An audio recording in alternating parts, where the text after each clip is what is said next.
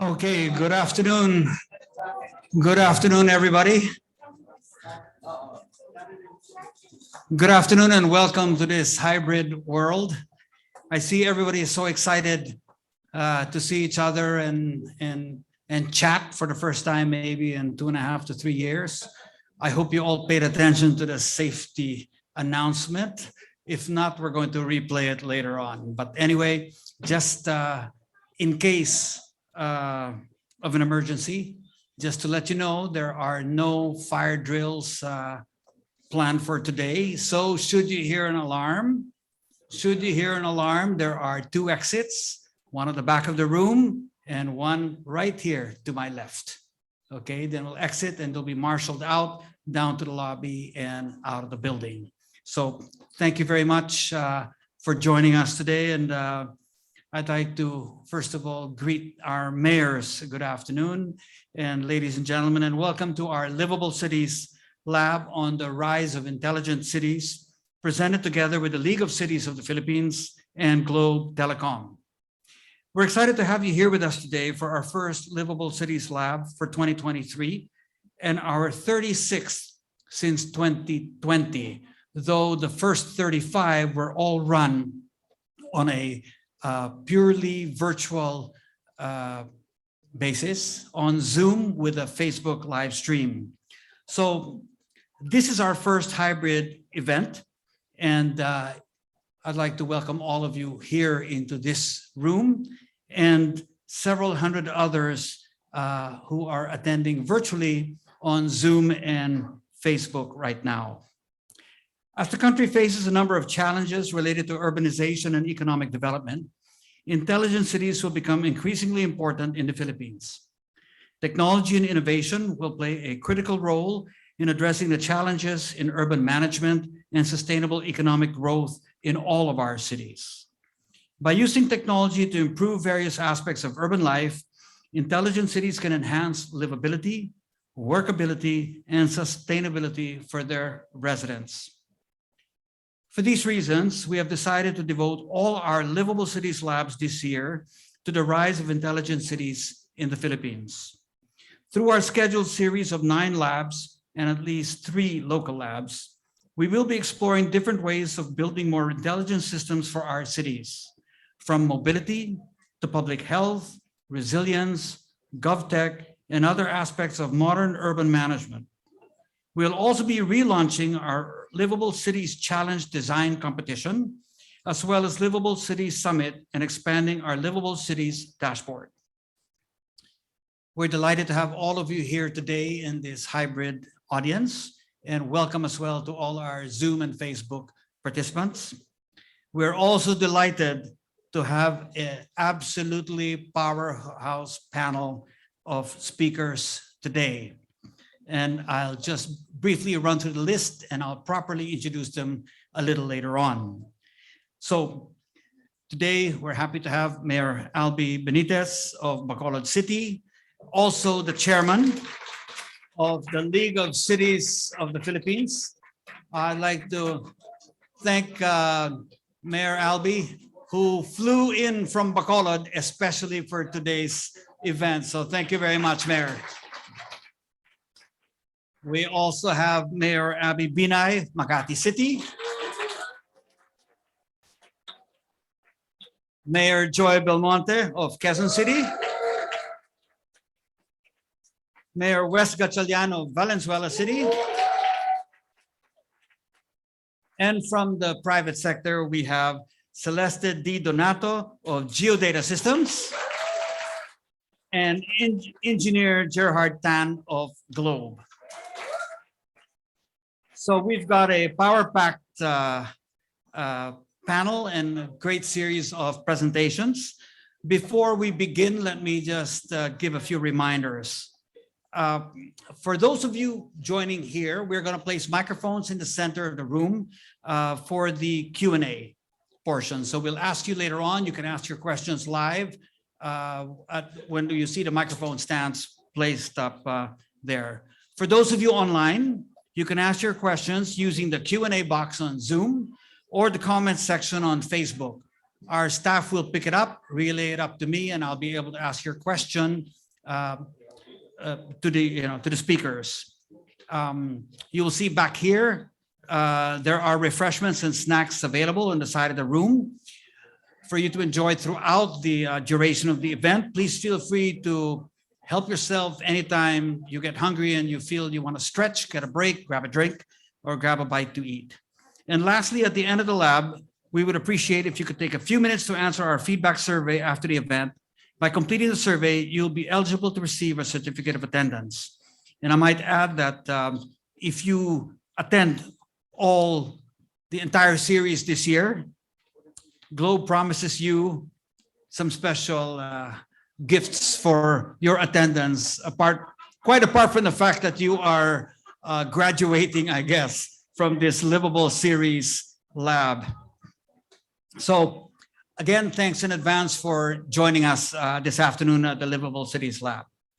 So let me start in setting the tone for this afternoon session. And I'm going to start with a private sector speaker to give an overview of the power of data and mapping for intelligent cities.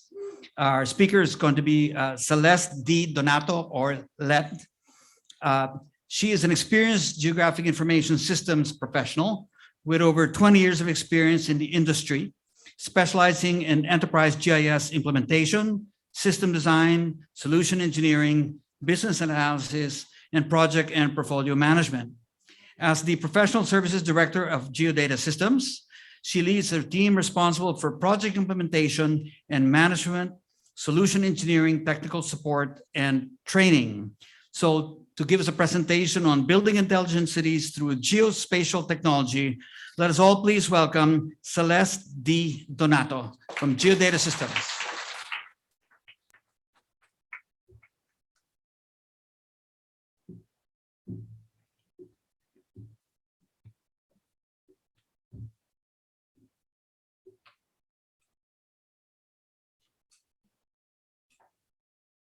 Good afternoon, everyone. Good afternoon to all our honorable speakers and guests. I'm very honored and excited to be with all of you today to present or share to you how GIS or geospatial technology can be an essential tool in building intelligent cities. So for my presentation this afternoon, I will be presenting common patterns of implementing GIS, and I'll also show examples of applications that local governments can leverage and use to become more intelligent. There. Sorry. Becoming an intelligent community is not done overnight. And I believe that everyone is in different stages of this journey already. Yes, every intelligent community may be different from each other, but they all share common operational traits. And I like to call it community because it encompasses all levels of the government, including the stakeholders and the citizens. And it takes a community to build an intelligent one. So one of the characteristics of an intelligent community is having leaders who are forward-thinking. They rely on facts and not on gut feelings. Strategies are made based on data, which is what really fuels an intelligent community. Leaders create ecosystems that promote efficiency and innovation. Second, decisions made are data-driven. Governments make decisions based on authoritative data, analyzed data, and evidences which determine actions. And it's real-time aware. There's real-time awareness because having access to real-time data means immediate response. And better decisions begin with current and relevant information. And there's collaboration across the departments. The departments are not working in silos. They coordinate with each other, they help each other, and pooled intelligence enables successful operations. And then, of course, there's civic engagement. The citizens are involved. The government is transparent. And this goes beyond publicly sharing information. It's actively engaging or interacting with the public. And when this happens, the community becomes another source of useful information to support decisions. Sorry, there's a delay on my computer. All right. So GIS can be the framework or process that enables a more intelligent city. Because with GIS, you'll be able to have the technology and science that will help you gather data, manage data, collect data, and even integrate data. And it will help you better understand this data through mapping and visualization. And you'll be able to get more insights through analysis and model, making GIS a powerful and essential tool for designing and planning, for decision making, and for putting your plans into actions. These are the common patterns of implementing GIS. So as I've mentioned, number one is mapping and visualization, of course. With mapping and visualization, you'll be able to understand locations and how locations are related to each other. So it's a powerful tool for data management, as I've mentioned earlier. We use GIS also for field mobility. You will be able to enable your mobile workforce to go to the field, use GIS in the field, and collect data. GIS is also used for monitoring. It gives you tools for tracking, analyzing, and monitoring your assets and data in real time, including the data that were just collected from the field. And you will be able to discover more about the data that you already have through analytics. You will see patterns, you will see trends. So with this data, all of these will be powerful tools for decision support because you will gain situational awareness with this data that you already have, including data from the public or the citizens. And GIS is also implemented, as I've mentioned, as decision support because you will be able to evaluate possible solutions, alternate solutions before implementing anything. So it's not just a tool for sharing collaboration within an organization, it's also a tool for engaging the public.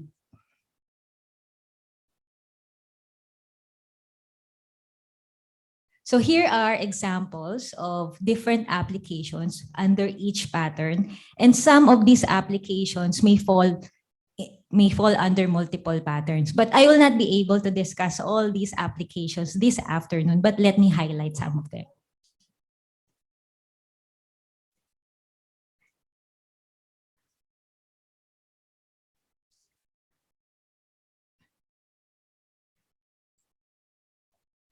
Sorry, next slide. Yeah. Another one, please. Down, down, down. Next slide, please. Yeah. Okay, so here I'm excited to show you. This is an example of application already. This is what you're seeing now is a GIS desktop application for parcel management and editing. It supports real property workflows. It provides capabilities that allow you to build parcels, to edit parcels, to segregate parcels or consolidate parcels using technical descriptions, giving you more accurate data. So with this application or software, you will be able to streamline editing, improve data quality, and work more efficiently.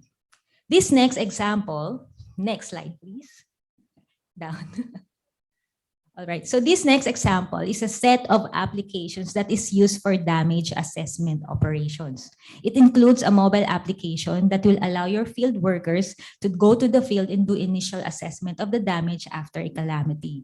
And then it also includes a web application that the public can use through their mobile browsers or desktop browsers to report damages as well. So back at the office, you will now have this monitoring dashboard, allowing you to see all the damage reported from the field workers and from the public, giving you a powerful tool for looking at the damages that were reported, allowing you to plan for recovery more efficiently. All right. So this next example is called Citizen Problem Reporter. So it includes a web application that allows the citizens to report problems. And back at the office, you will have this monitoring dashboard that will allow you to check the problems that were reported by the citizens. So with this powerful tool, instantly, you will have an access to all the problems that were reported by the public and later on be able to plan accordingly on how to address those problems. This next application, so is the crime statistics dashboard. It shows the location of the crimes, the types of crimes, even the average per year or average per month, giving you an idea on how these crimes are distributed in a certain location. It also provides tools for you to be able to generate hotspots, allowing you to analyze patterns. And this can be a really helpful tool for police resources allocation. And then the next example of application that local governments can use is a tax mapping dashboard. So with tax mapping dashboard, you will have parcel data, including assessed value, market values, and other important information related to tax mapping. So as you have seen, most of the applications that I've shown are running on a GIS web-based dashboard, specifically our GIS dashboards. These dashboards are actually created without programming. Meaning if you have the right data or available data, you can actually deploy an application in just 1 day or even less. And then this last example of application that I will show you is used for urban planning. It's called ArcGIS Urban. ArcGIS Urban is a web-based application hosted in the cloud. So with ArcGIS Urban, you will be able to design in 3D, plan in 3D, overlay other important information like land use, zoning, information about demographics or traffic information, allowing you to do your overlay analysis or planning using 3D capabilities. So at the same time, with these functions and features, you will be able to visualize projects citywide. With ArcGIS Urban, you'll actually have a digital twin of the community. And digital twins are virtual representation of the reality, meaning you can first, from your office, in your computer, check all your plans, evaluate your options, map changes, and measure impact before doing anything in the real world. And that saves a lot of time and resources. And that is intelligent urban planning. Next slide, please. So as you have seen, GIS are not just for GIS professionals or technical people. With powerful, modern, and advanced GIS solutions, you will be able to deliver powerful capabilities, not only within the organization, but also to the public. And that's how GIS or geospatial technology can help build more intelligent community. So thank you, everyone. Enjoy the rest of the program.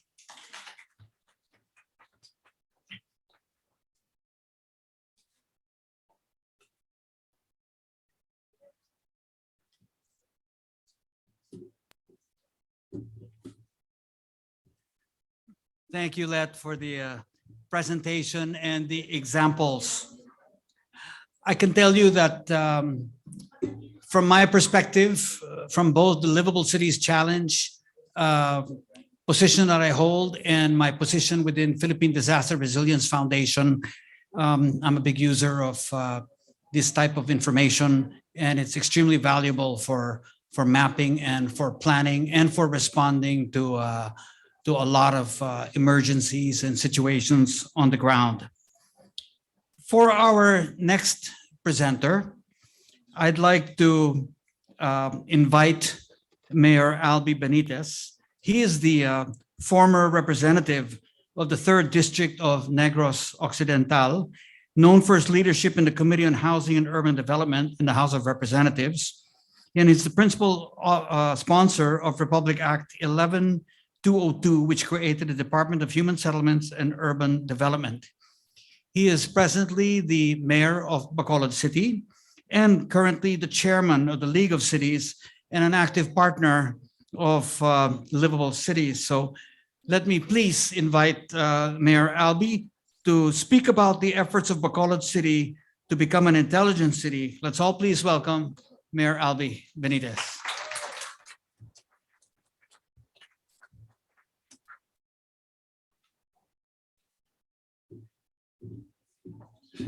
Thank you, Mr. Bill Luz, for that generous introduction. Nakaka-pressure naman to. I'm surrounded by very big leagues, mayor. They're coming from very large LGUs, and Bacolod is one of the highly urbanized city in the Visayas, and it's one of the most promising city. Okay. The speaker before me, I think Celeste, no, really did a good job in explaining on how we would like to capture data and to be able to use them in everyday decision. But the biggest problem that we encounter, that technology or that systems really cost money. And for LGU, especially for, unlike Makati, Quezon City, and and Mayor West, I think money is not a problem, but from our side, it's a bit of a hurdle to be able to avail that kind of technology. It's not simple, you know, and it takes a lot of resources to get it done. So the idea that we would like to do is to leverage our PPP program and to be able to engage the private sector to be able to come in and at least front end some of this cost, and then eventually that we can pay them over time. So that is the direction that the Bacolod is thinking, and that is what we are trying to implement this time. So transforming Bacolod to a super city, we classified Bacolod to be able to live, work, and play. Very simple, just to be able to understand how cities should interact with its residents. So for next slide, for live, next slide. Okay, we have innovated a few things since my taking over the helm of the city, which was just June last year. No? So I am a newly elected mayor and new fight in the executive department. So we're trying to, oops, not yet. So we're trying to promote the health by ensuring every citizens of Bacolod, every residents of Bacolod City to have a health card, to be able to avail medical services, whether it is in a government hospital or in the private hospital. We are actually entertaining an idea of having a PPP with our proposed Bacolod City Hospital, which is being started as we speak. And we would like to share this with experts, especially those are in the field of the medical industry, so they will be able to properly handle our hospital. Right. And if I'm not mistaken, it's the same group that made a PPP proposal with the city of Makati. And so we are also, we have just signed with the Department of Human Settlements for 10,000 first phase housing units, where we will try to provide decent and affordable housing to our informal sector. We have a total of about 50,000 informal settlements that are in need of decent and affordable housing. So the first phase is moving, and we have already accepted a PPP proposal again for this, where we intend to start the construction of the 10,000 housing units within this year. We also used QR codes to be able to track our garbage trucks, because most residents complain that their garbage are not being collected. But sometimes, you know, once you collect them, they throw it again on the next day. So we need proof that the garbage truck passed by their community. So we do a tracking on all of the garbage collection trucks. And we are now trying to target. Our goal is to convert 80% of our waste. So instead of building bigger landfills, we are now converting 80% of our waste to a productive or economic product. And we are putting it in one area, in one recovery and recycling zone, where all of these recycling plants will be built. And we will assist them, and those products that can be used, for example, for our housing project, we will buy those products to give them some sort of sustainability. And our command center, well, that's not yet there. It's just put there because that's the vision. We would like to have a complete command center so that we'll be able to capture, as what Celeste earlier said, all of the data that we would need for our daily decision making. Next slide. So work. Okay, next slide. We've envisioned that an intelligent city, not smart city, no, intelligent city is the way to go for businesses to be able to have the ease of doing business, for business to be able to transact and to be able to do all the things that they should be doing.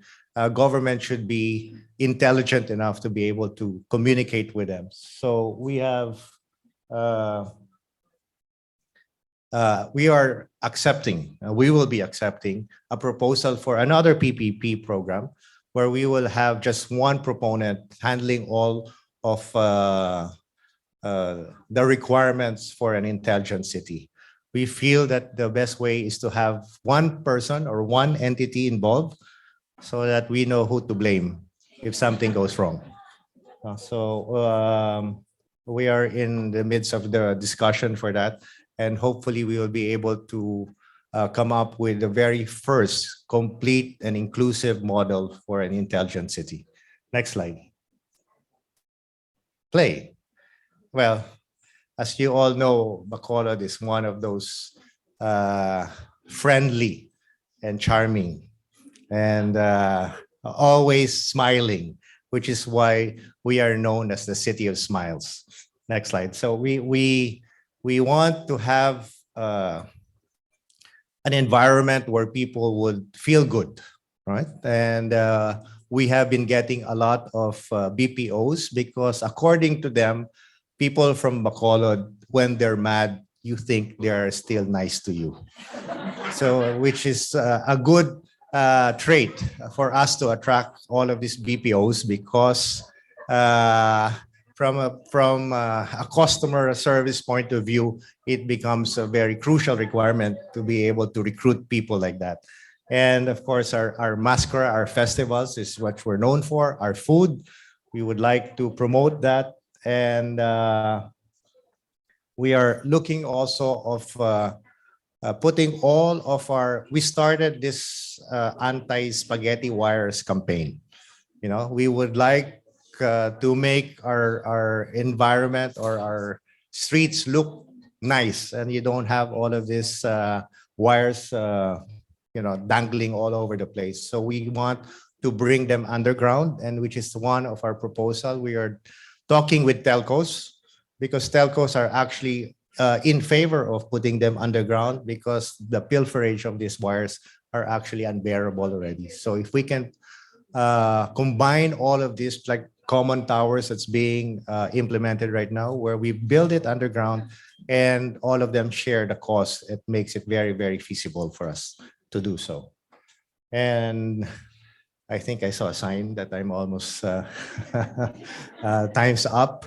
So those are the innovations that we're looking at. Those are the things that we would like to promote and come up with something that would make Bacolod a super city and a place where it would be a perfect city to live, work, and play. Thank you.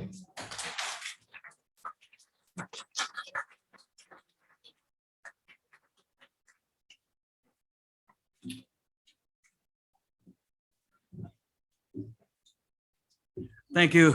Thank you, Mayor Albi. And I really like the slogan, the city where you want to live, work, and play, because we feel in livable cities, that's exactly what people think about. When they think of going to a place, to a country, in the back of their mind, they're really thinking about a specific city that they're going to either live, work, play, or invest. So I think that's a very useful way of describing the goals of the city. There are a lot of Globe guys in the room here, so I think they're listening to you, Mayor Albi, about your PPP model. And I see all of them taking a lot of notes here. Let me just introduce a few of the Globe people in the room. Don Ray, Senior Advisor for Globe Enterprise Group. Don, welcome.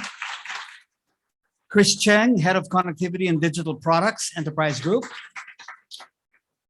Mitch Ora, Head of Lifecycle Management Services, Network Technical. Janice Rakpan, Head of Segment Marketing. Pio Gonzalez Colby, where are you? There you are, Marketing. Michael Agustin, where is Michael? I saw him earlier. There he is, okay. Manny Estrada, over here in this table. Dennis Javier, over here. Some of the non-Globe people I just want to recognize here. Christina Steiber, Austrian Embassy. Sui Suarez, Aboitiz Power. He's a member of our SteerCom. And Ida Chongson, also a member of our SteerCom. And Ofi Templo, an old partner of ours here at Livable City from long way back. So thank you and welcome. Welcome as well to our virtual audience. Our next speaker is Mayor Joy Belmonte, Quezon City. She's a two-term mayor of Quezon City, and under her leadership, the city government has received over 150 local and international awards for its outstanding achievements. Mayor Belmonte is an advocate of good and inclusive governance, gender equality, and climate justice. She strongly believes in engaging citizens in governance and established the Quezon City People's Council. Her second-term priorities include social services, economic development, environmental sustainability, infrastructure projects, and sustained good governance. Ladies and gentlemen, let's please extend a warm welcome to Mayor Joy Belmonte as she shares with us the initiatives of Quezon City in its pursuit of becoming an intelligent city. Mayor Joy.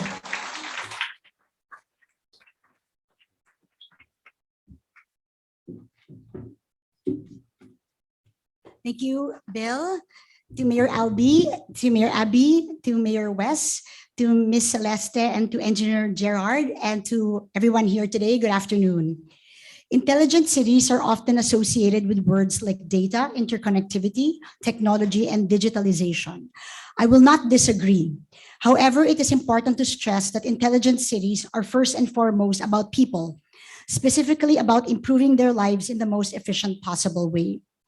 In the last 3.5 years, Quezon City has adopted interventions towards this end.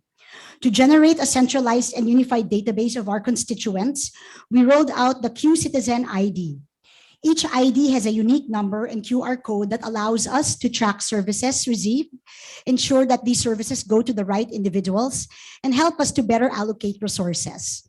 To date, about 1 million citizens have applied for this ID out of our 3 million population. We prioritize our vulnerable sectors like persons with disability and our senior citizens because they need our social services the most. Our constituents can now transact with the city government through our QC e-services portal, which now has 2.6 million accounts. At present, almost 100% of our city's frontline services can be accessed online. BizEasy is our business one-stop shop. Last year, about 95% of business renewals by the city's 69,000 establishments were done online, with about half utilizing the digital e-services kiosks positioned at City Hall and in various QC business centers located in malls, barangay halls, and other areas with heavy foot traffic. Surveys suggest high levels of client satisfaction. BuildEasy is our building one-stop shop. The system has 56,000 registered users benefiting from online processes in relation to construction permitting. From 22 steps, the transacting public can now apply and secure a building permit or certificate of occupancy in 3 steps. Through this system, about 321 million in revenue had been generated in 2022, a 55% increase in comparison to income derived before the online system was activated. Digital payment options for business taxes, real property taxes, ordinance violations, and other payment requirements through our PayEasy program include GCash, that other one, credit cards, or online banking systems. The introduction of digital payment methods is perceived as one factor behind the increase in our locally sourced revenue from the pre-pandemic years to 2021. So pre-pandemic was about 15 billion. And during the pandemic, because of the online payments, we reached 22.9 billion in local resource revenue. Workers in Quezon City are now also able to secure their occupational permit through the QCE services portal, thereby avoiding long queues and workday absences. In addition to these services, many of our social services are accessible on our QC or e-services portal. These include booking a vaccination schedule, applying for scholarships, registering births, applying for health certificates and sanitary permits, applying for public housing, applying for any one of our capital assistance programs and financial assistance program, as well as other social services. Just a few weeks ago, we introduced the Market One-Stop Shop in our QCE services portal. This allows vendors to reserve and pay rent for a market stall in any of our public markets or even in temporary vending sites, like the way one would select and pay for seats at a movie theater. Hawkers are also registered through the MOSS or Market One-Stop Shop, providing the city with data to craft sustainable programs for street vendors. To slowly introduce these innovations to our citizens who are not capable of navigating the online system on their own, we have positioned about 74 e-services kiosks in strategic parts of our city, as I mentioned, with government personnel to assist users. These kiosks are equipped with touchscreens, QR codes, and RFID readers.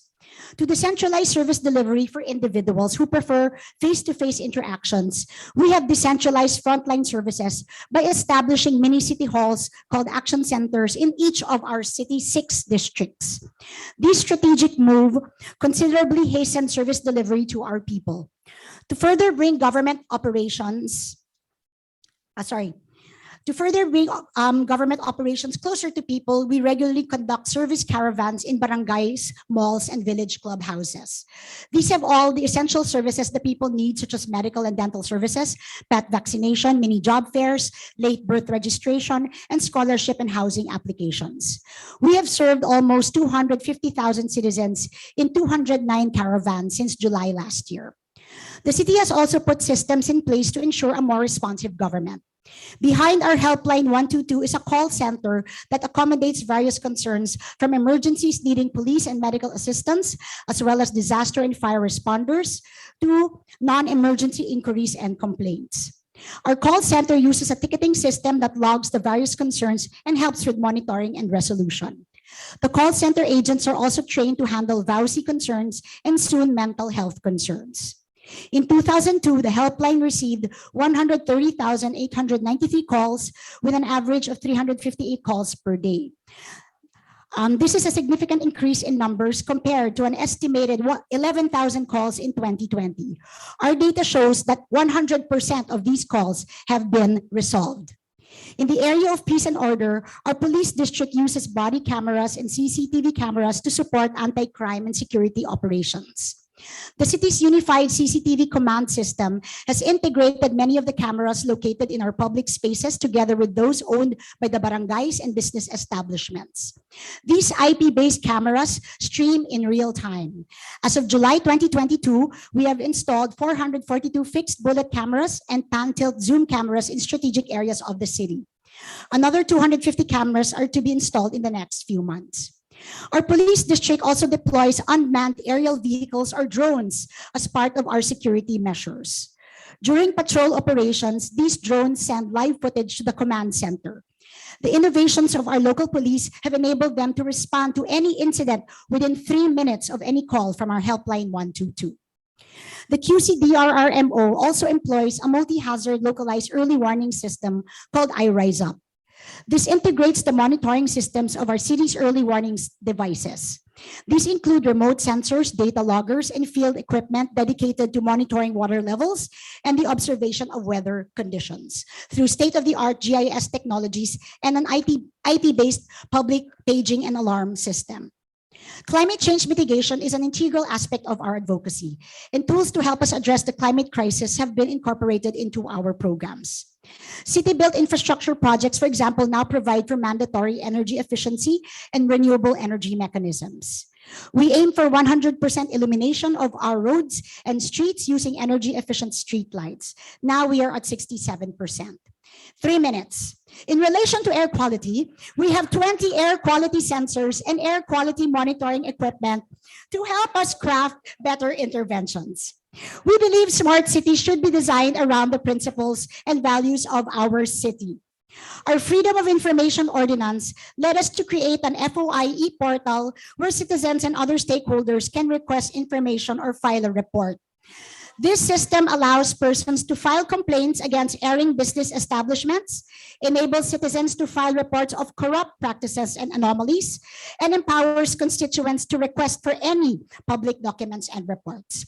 The city also utilizes digital media to communicate with our people. Our official Facebook page, which has about 870,000 followers, has a dedicated staff that responds to an average of 692 messages a week. Soon, a chat box will be installed in this account as well as in our other social media platforms to address basic questions. To aid our citizens to access information, do online classes or work-related activities, about 4,000 community Wi-Fi access points from Globe have been installed across the city. Thank you, Globe. Our free Wi-Fi provides our residents with an hour of internet connection per day. Included in our agenda is to develop innovation hubs, 2 more paragraphs. Our Startup QC program encourages techpreneurs to create business models that can provide solutions to social issues and concerns. Viable business models can receive financial grants of up to 1 million pesos, among other benefits. We recently launched our integrated management and information system for VAUSI cases to enable the monitoring of all cases from reporting all the way to case resolution. VAUSI means violence against women and their children. Other initiatives in the pipeline include the implementation of an integrated single patient electronic record system across all our public hospitals and local health centers. Finally, we believe that food security is at the heart of an intelligent city. As of June 2022, we have about 635 farms with an accumulated urban farming land area of 381,650 square meters. It is estimated that QC is producing over 3 million kilos of vegetables per year. This is equivalent to feeding 1.9 million people at least once. Our farms have also created 16,000 green jobs. I would like to speak more, but in the interest of time, this is time for me to say goodbye. Thank you very much for listening, and God bless you all.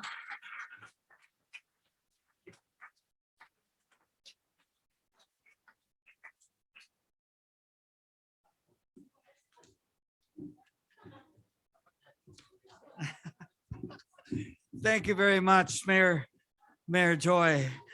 Sorry to put so much pressure on you there.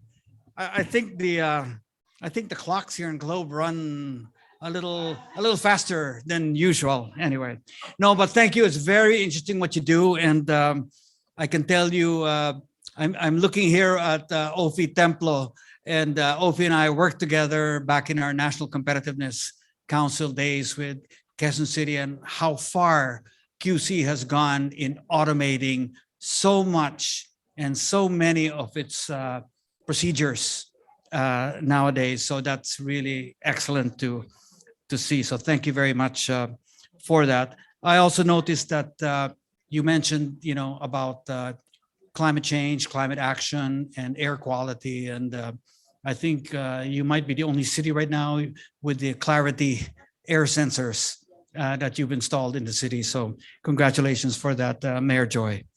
Now for our next speaker, we're going to have Mayor Abby Binay.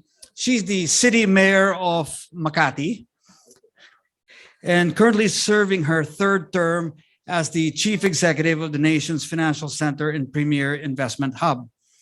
Prior to this, she served 3 terms in Congress and championed several bills promoting women and children's rights, empowerment of local government units, and the modernization of the public education system. She prioritized the integration of modern technology and made Makati a smart city that is progressive, inclusive, and sustainable. She is also an advocate for climate change and holds key posts with international organizations. Ladies and gentlemen, please join me in welcoming Mayor Abby Binay to discuss the efforts of Makati City in its journey towards becoming an intelligent city.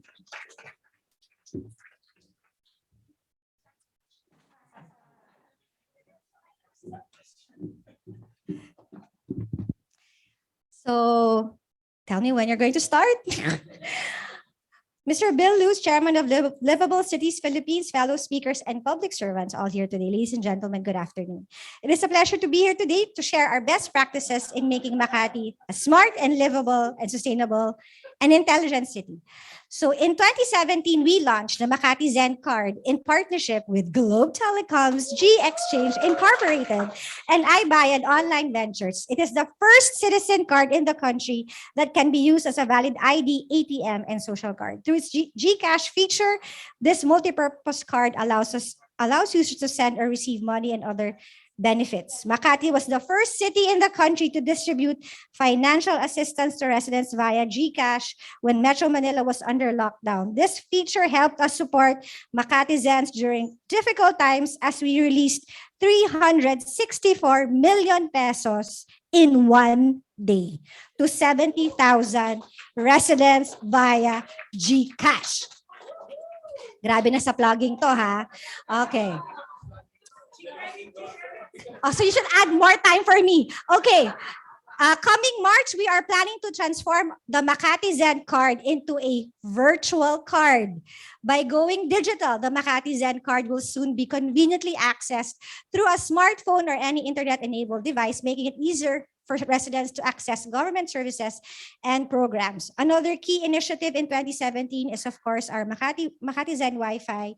Using this partnership with NeoConverge ICT Solutions and Globe Telecom, Makati Zens can enjoy free internet connection in public places. Okay, we also launched our Makati Zen app, the country's first digital citizen app. Last year, we also launched our Makaturismo app, wherein we eventually want to create a metaverse. Okay, they're all scared. What's a metaverse? To create a metaverse on all our tourism sites. So imagine going to Poblacion, but you're actually using a metaverse. So at the height of the pandemic in 2021, we also opened the first Makati Zen Hub, which is a satellite office in SM Makati where residents and entrepreneurs can pay taxes and apply for a Makati Zen card. Last year, again, we partnered with GCash to make tax payments easier for residents. Now, Makati Zens can pay their real property taxes in full online via GCash through the Maka Connect website, effectively reducing crowding and long queues at City Hall because we need you to pay your taxes. As part of ease of doing business, private sector employees can now conveniently obtain their health certificates online without the need to go physically to a government office or health center. This digital transformation of health certificate issuance can bring several benefits to both employers and employees.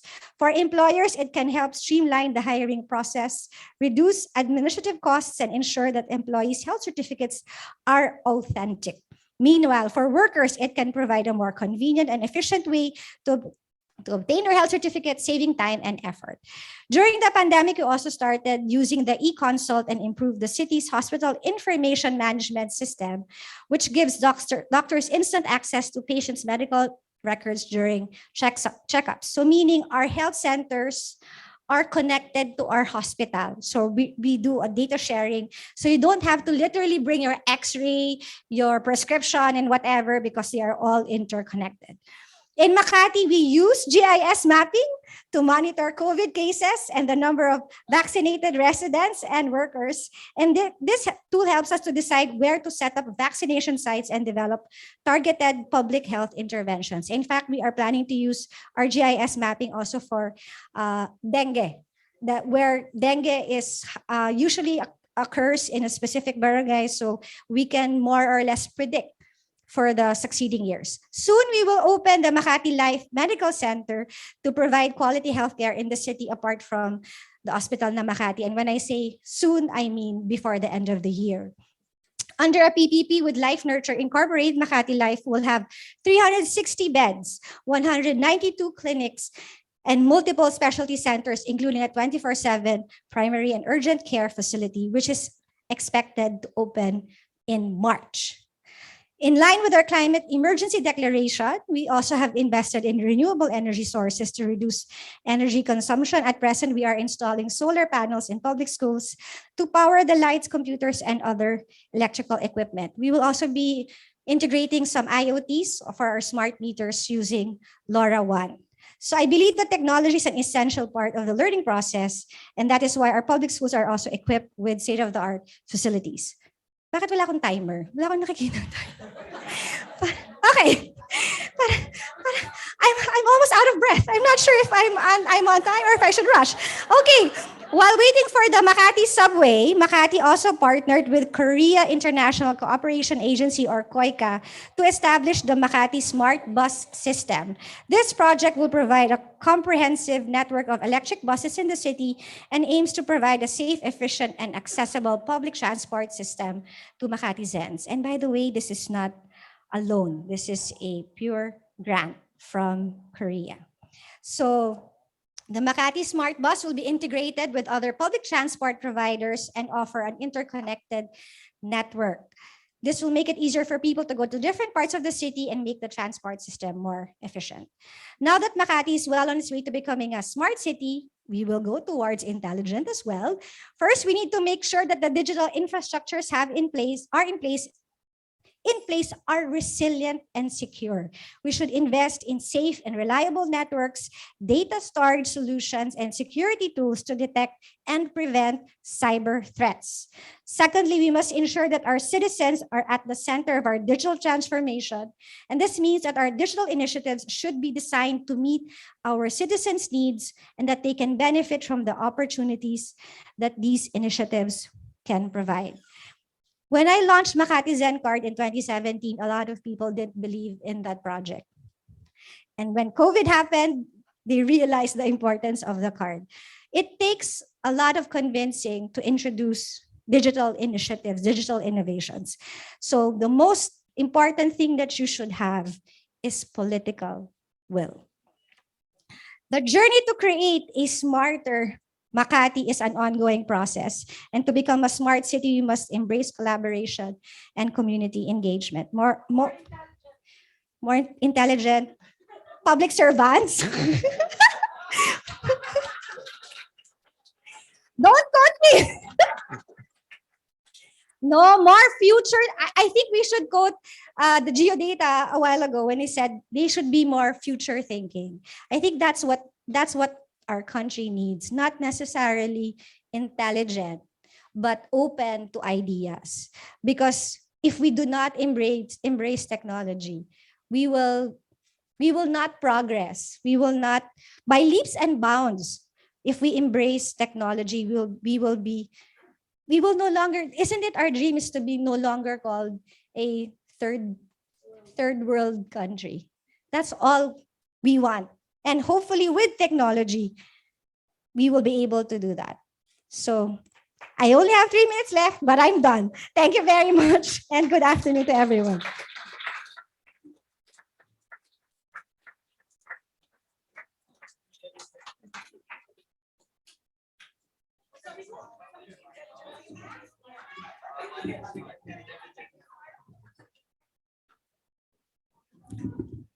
Thank you very much, Mayor Abby. I think you had our staff at Metaverse and Poblacion. My staff now wants to move here to Makati. Okay, so thank you very much. And I really must work on getting my Makati Zen ID. I think I'm missing out on all these great benefits. Before we move, let me just remind everybody in the virtual audience that you have a chance to ask questions. Use the Q&A box in Zoom or the comments portion in Facebook.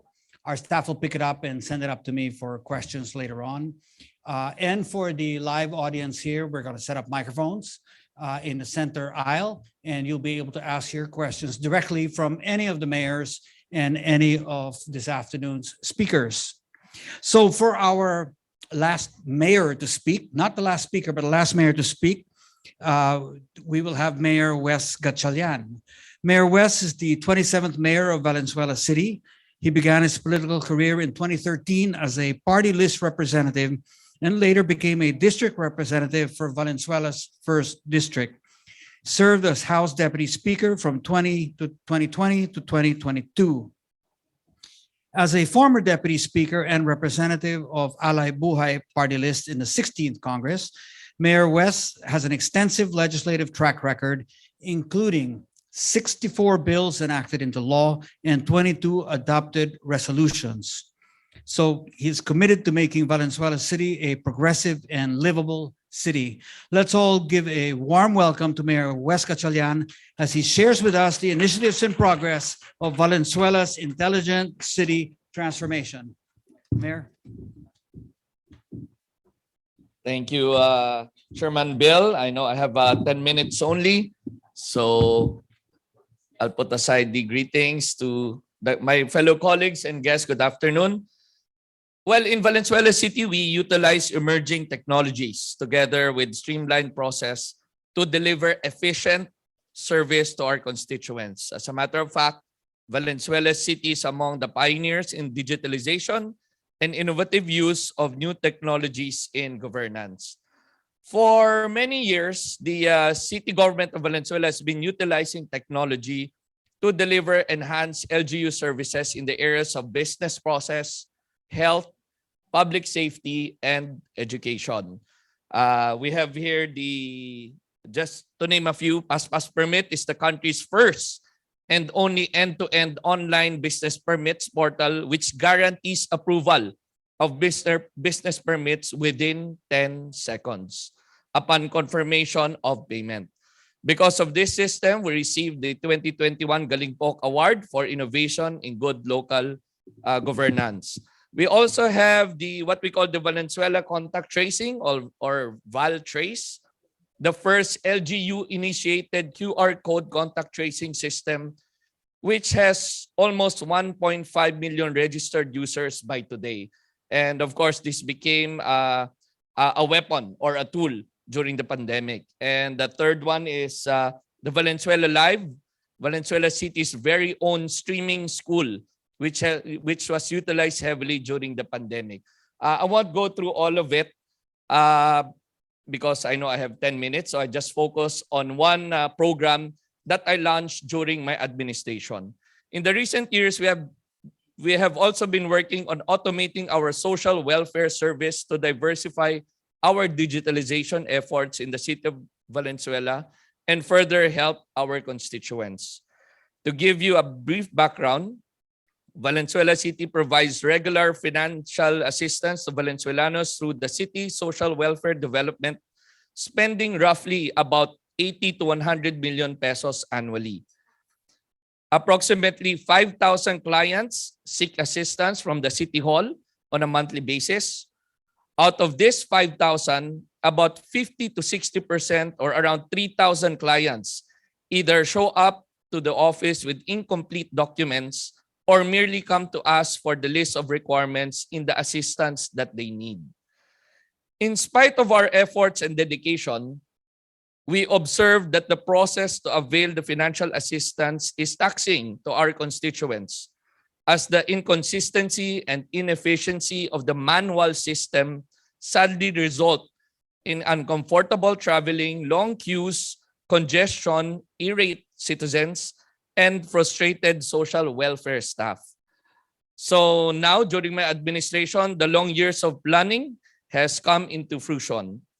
Dear friends, we are pleased to inform you that the years of research, focal group discussions, and consultations with beneficiaries themselves gave birth to an artificial intelligence or AI-managed application system called DotBot, a revolutionary and pioneering artificial intelligence-powered social service platform. DotBot is a Facebook Messenger chat box which will answer the queries of our clients via frequently asked questions of FAQs related to the availment of social welfare assistance such as medical, burial, transportation, as well as to secure certificate of indigency at the comfort of their homes. We choose Facebook Messenger because this is the most widely used communication application in the country today. We can be certain that DotBot will reach and be accessible to more Valenzuelanos. So with DotBot, ladies and gentlemen, we expect to achieve the following benefits. Number one, to decongest the City Hall, meaning we expect shorter queues. Number two, to educate clients on the requirements on their needed assistance. Number three, quicker and more convenient application process for Valenzuelanos. And ultimately, number four, streamlined and digitalized social welfare service. DotBot is a government-to-government partnership, the product of collaboration between the city government of Valenzuela and the government of New Zealand through the GovTech Accelerator program developed and delivered by Creative HQ. Through this, our social workers from the CSWD underwent a 12-week strenuous training, mentoring, and upskilling, which resulted in the development of this initiative. Last September 13, the New Zealand government, through the Honorable Ambassador Peter Kell, launched this project during their Government Innovation Exchange Showcase, which featured DotBot along with their other implemented initiatives in the Philippines. So if you would allow me to share the three phases of implementations of DotBot. So just like Mayor Albi, I am new on my job. So we've been sitting for almost close to 6 to 8 months. So that's why we are still right now in the first phase. But it is timely because we just formally launched DotBot yesterday. So phase one is where the clients can inquire about the requirements on their needed assistance in real time via chat box. They will also learn about the locations where they can apply for this assistance. This readily complements our more accessible satellite city halls called 3S Center or Sentro ng Sama-samang Serbisyo. These government centers are already located in 27 out of our 33 barangays, where residents can avail of the services they would normally apply at the main city hall after they have inquired about the documentary requirement through DotBot. So as I mentioned, phase one was launched full blast yesterday, February 21, and we expect an estimate of 5,000 or more clients monthly to benefit from the system. So what's next for DotBot? In phase two, the system will enable the clients to upload their documents online. Afterwards, our social workers will do the validation also online and quickly and easily advise the client if they are already eligible for assistance, as well as when and where they can pick up the same.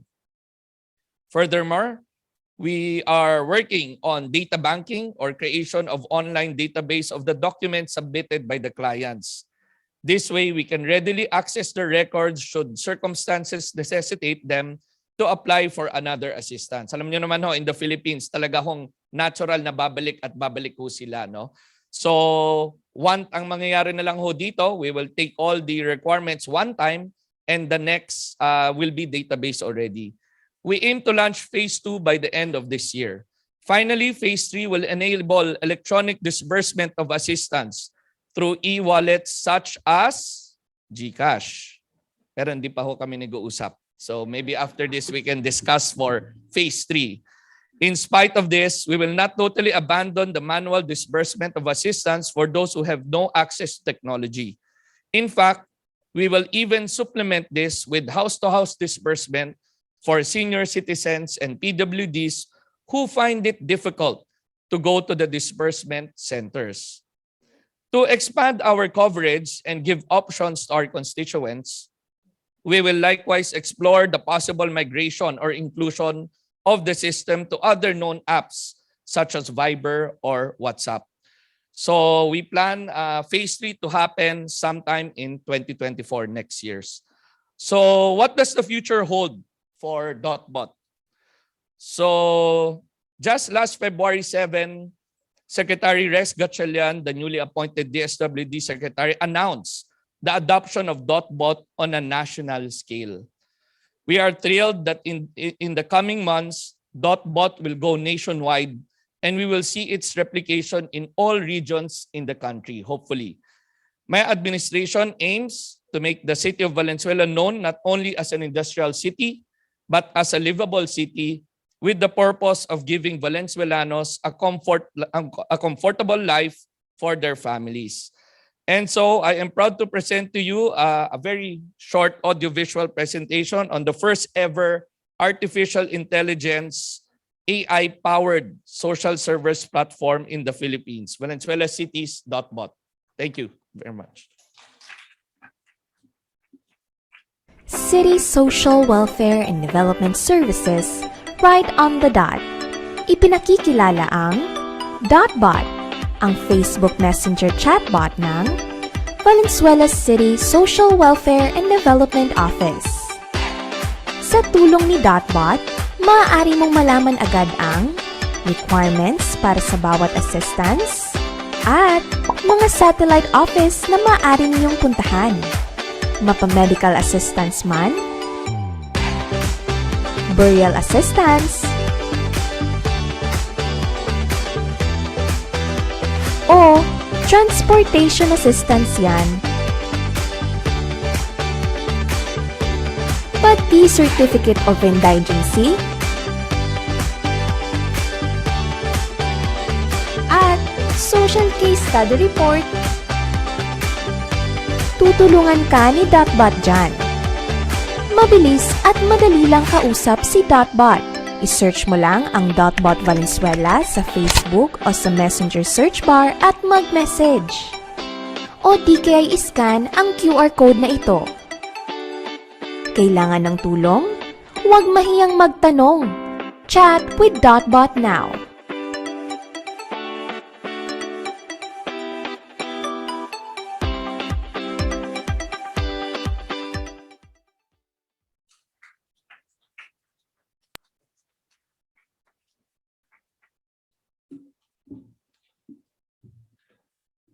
Congratulations, Mayor West, on the DotBot program. Having witnessed the progress in Valenzuela City over the years, we've seen administration slowly transform Valenzuela and make it such a digital city, And we're familiar with how Valtrace worked and how effective it was during COVID. And now the DotBot. I think I've worked closely with New Zealand Embassy in the accelerator program. And first of all, I'd like to announce actually Valenzuela is the first city to enter the accelerator program of New Zealand together with Creative HQ. And you can see how quickly they have, felt the benefits after just 12 weeks, I think, of work. So congratulations for that, Mayor.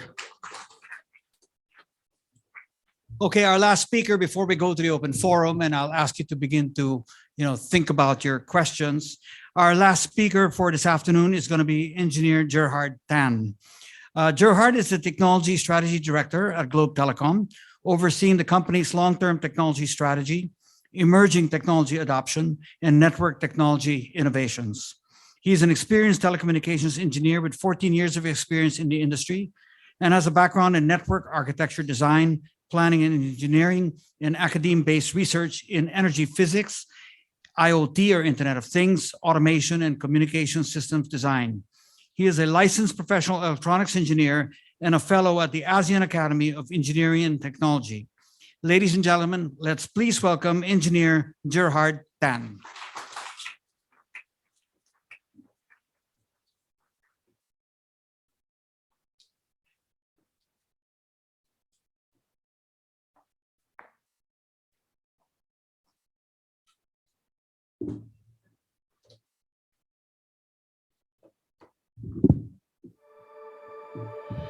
Sa pagpatak ng ulan, sa pagsubok na dumaraan, may tapang kang harap, lilipad kang may pangarap. Lilipad kang may pangarap. Kailan may di mag-iisa, susulong ka ng may kasama, may tapang kang harap. Lilipad kang may pangarap. Lilipad kang may pangarap. Simula na ng bukas. Ngayon na, ngayon na. Simula na ng bukas. Ngayon na, ngayon na. Simula na ng bukas. Ngayon na, ngayon na, ngayon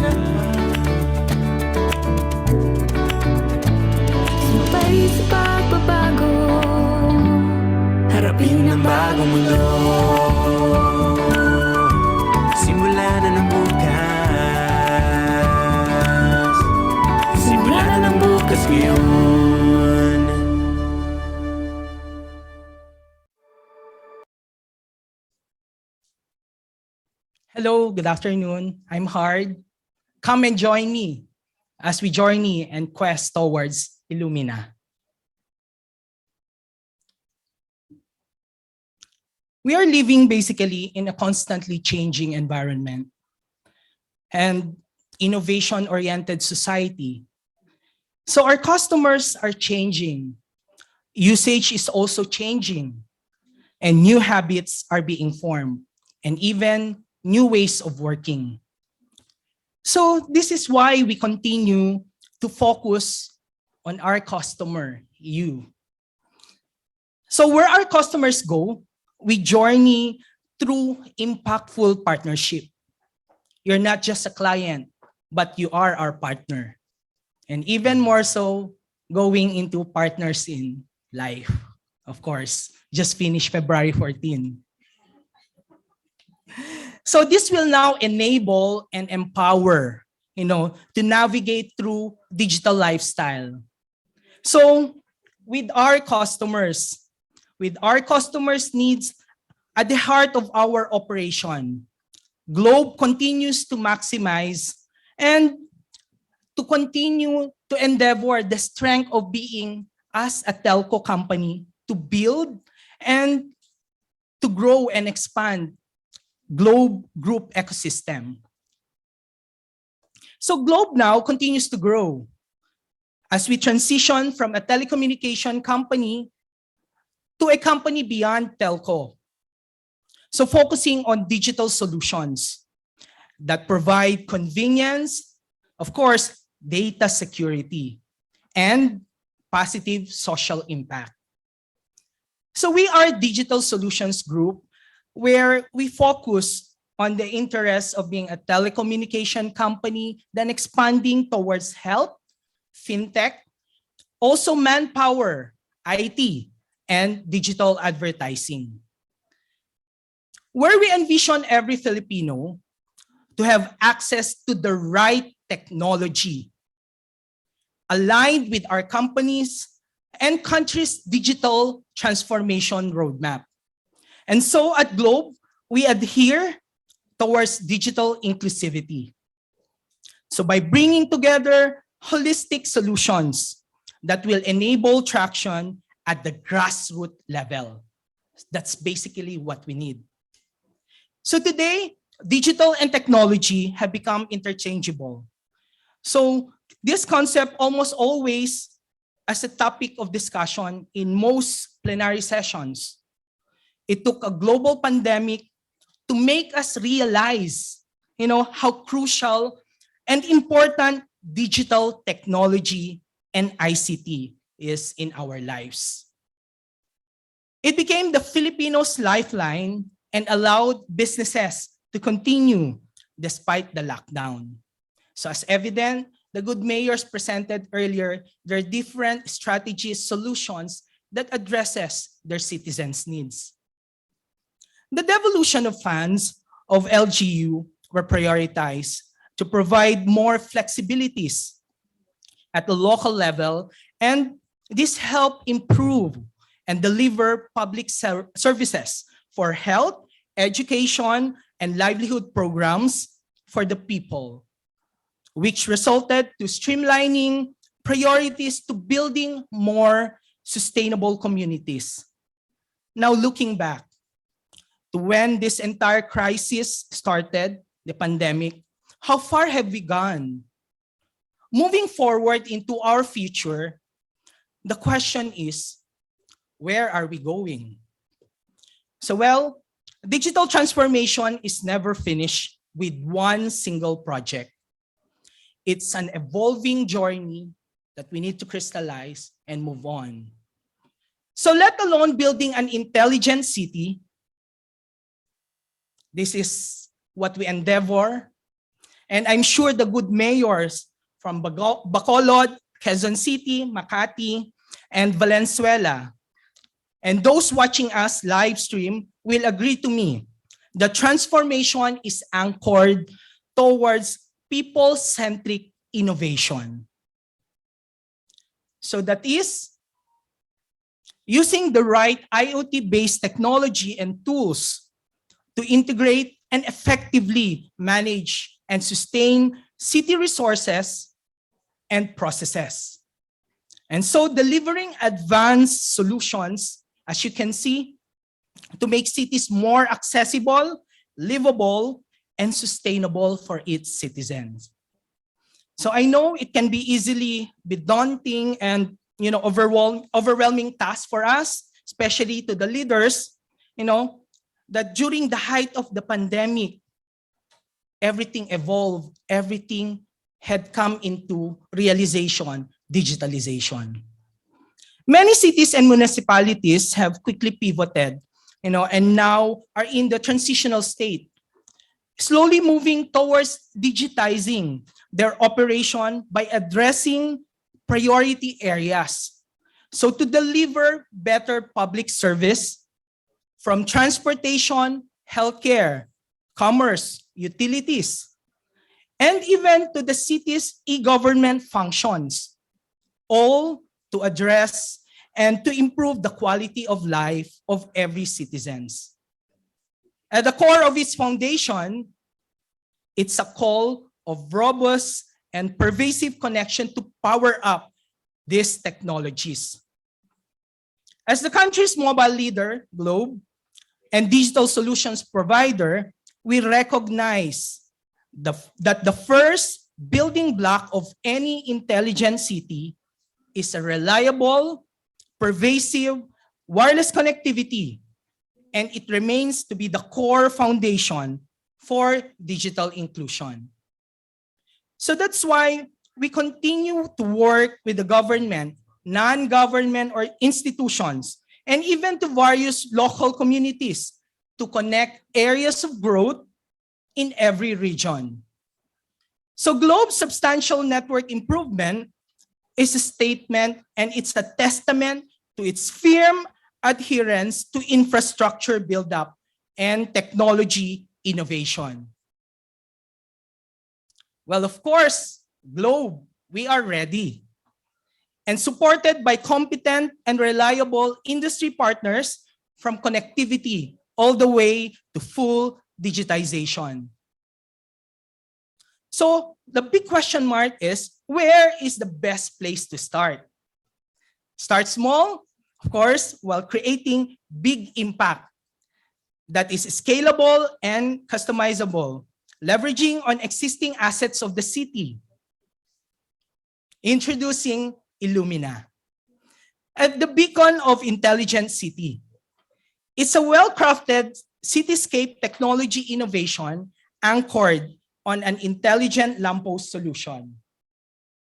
There you can see that it can provide lighting systems that are fully automated, powered by green solar solution, adhering towards sustainable use of technology.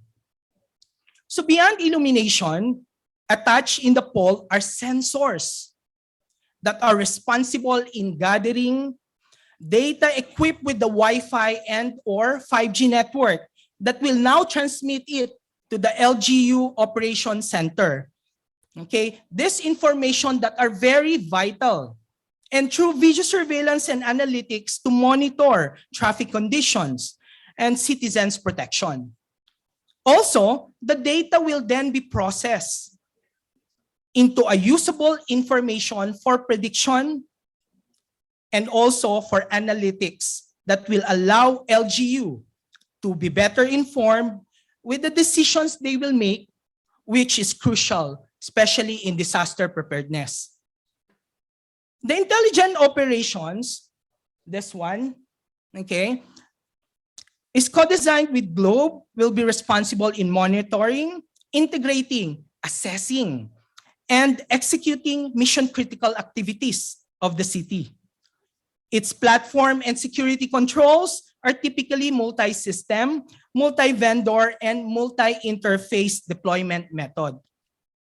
So managed infrastructure service provided by Globe will be an effortless and cost-effective way of implementing wired and wireless network, including the end-to-end managed service. Also enterprise-grade solution, as you can see, it's world-class. And also proactive monitoring and round-the-clock support. So you can leverage on Globe's capabilities established to your LGU's Intelligent Operations Center.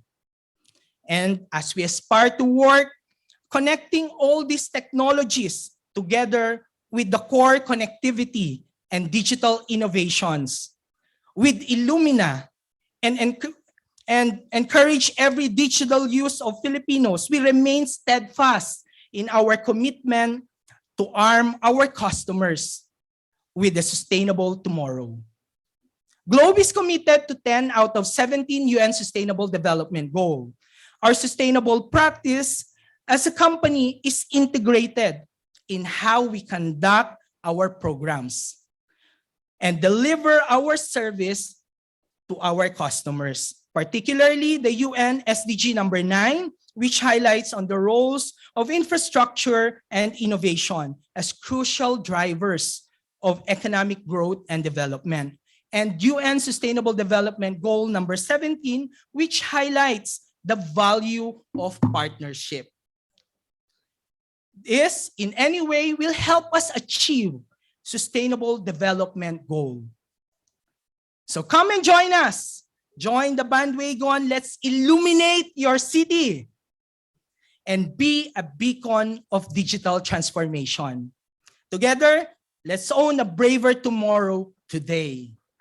Thank you very much, and Globe afternoon, everyone. I'm Hard.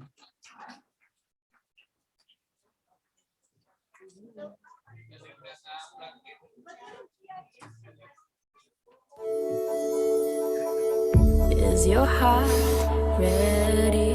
Thank you very much, your heart. Okay, at this stage, we've been sitting around for a couple of hours, listening to some great presentations. Let's give an opportunity for everyone to stretch, get up, grab some food, return back to your seat, take a 5-minute break while we set up the stage for the open forum. Think of the questions you want to ask. I can see the Zoom questionnaire, Q&A box is filling up slowly. So let's take a 5-minute break and everyone help yourself back here. Thank you.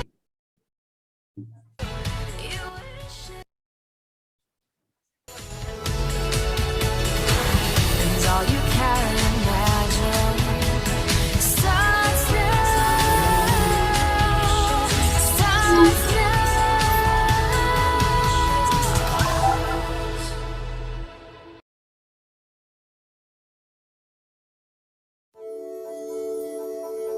Is your heart ready? We're chasing the impossible. Can you see clearly? We're chasing the impossible. Hold out your hand, closer than ever. Nothing's unreachable. It gets even better. Your dreams are far. Your wishes stars.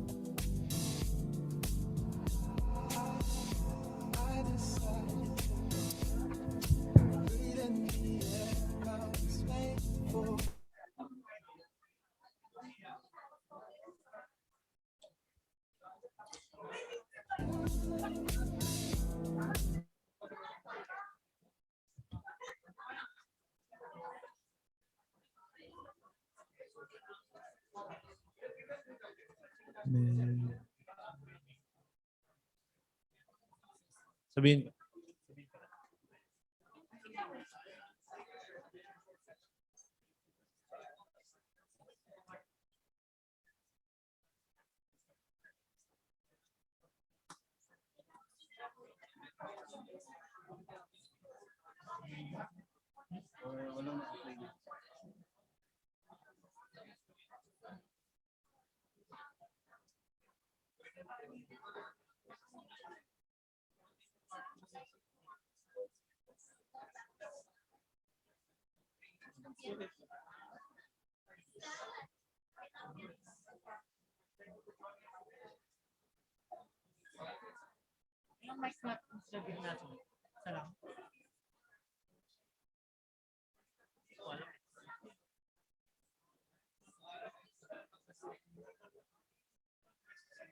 Sir Patrick.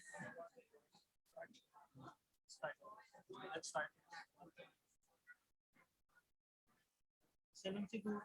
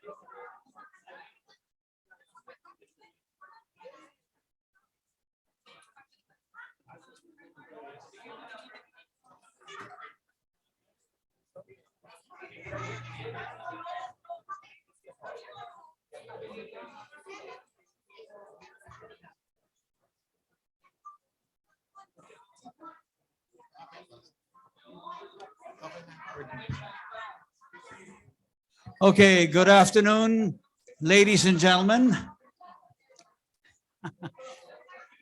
Good afternoon. May I invite the mayors and the speakers up on stage? Mayor Abby, Mayor Joy, Mayor Albie, Mayor Wes, Let, I'll invite you up here. Yeah, yes, yeah. Hey, congrats on the dot bot, huh? I'm very familiar with that process. So you know Ambassador Peter did, no? I know him very well. I was just in the embassy yesterday, but he's still in New Zealand on home leave. Yeah. But I've helped him a lot with the accelerator Yeah. program. Kasi Ambassador Peter's very open-minded. Very, very different. Very different. Yeah. Who else are we missing? Mayor Joy. Okay. Thank you. Thank you, everybody. Okay, we're gonna invite everyone to take their seats again. We've got, please continue to help yourself to the food. So I can see that one of the things we need to plan for in our next hybrid event is more time for socializing and picture taking, Yes, yes. because we never got a chance to do this during Zoom. And so getting back, getting everyone back to the right places is always a challenge. But thank you very much. We love the energy, and in the room, we think people are enthusiastic and want to meet. So let's open up the floor to questions. We have a couple of microphones up on in the center aisle. Please feel free to approach the microphone, introduce yourself, ask your question, and please be specific as to who you are wanting to ask. Okay. So while we're waiting, do I have a first question here? Yes, please go ahead. If you could kindly introduce yourself and then address your question to the mayor or the speaker. I'm Delia Joseph with the Philippine Institute of Environmental Planners.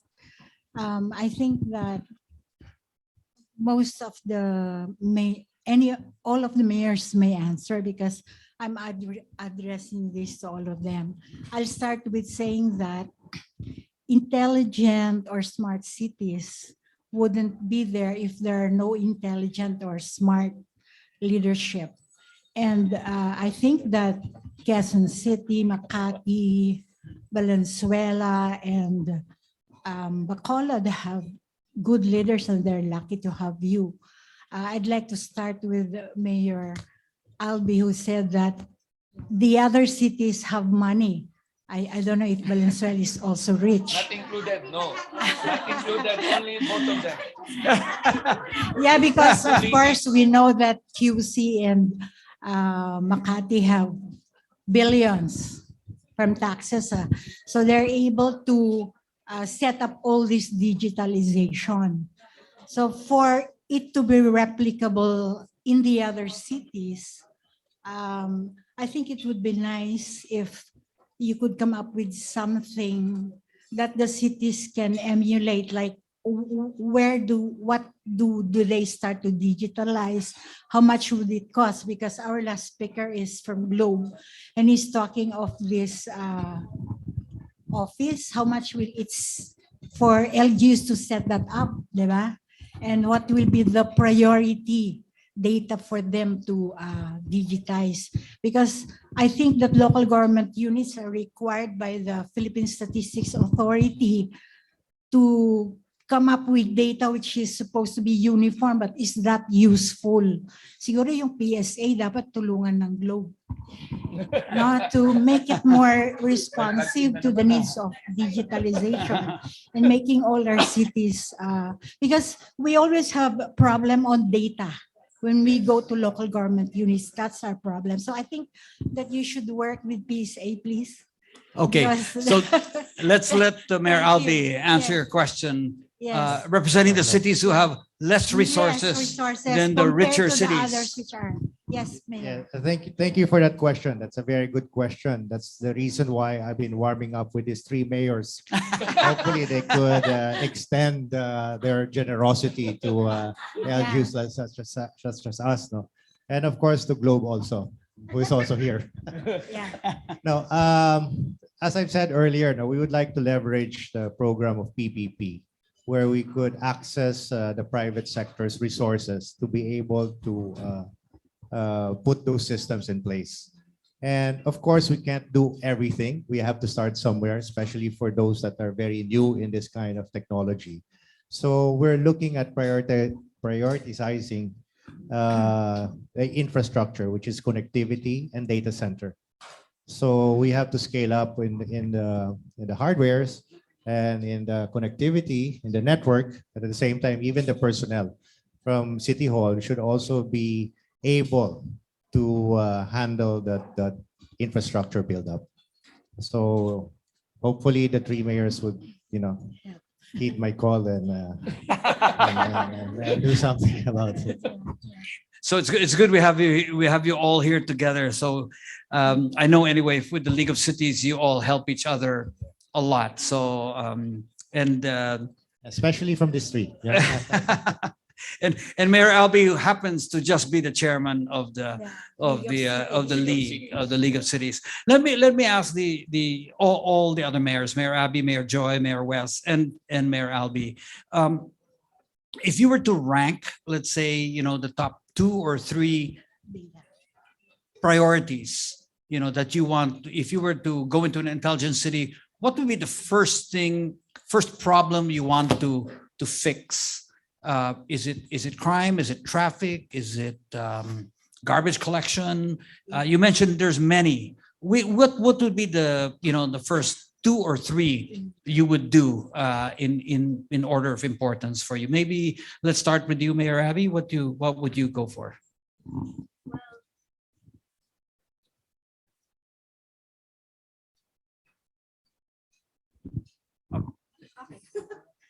Well, of course, Makati is known for its traffic.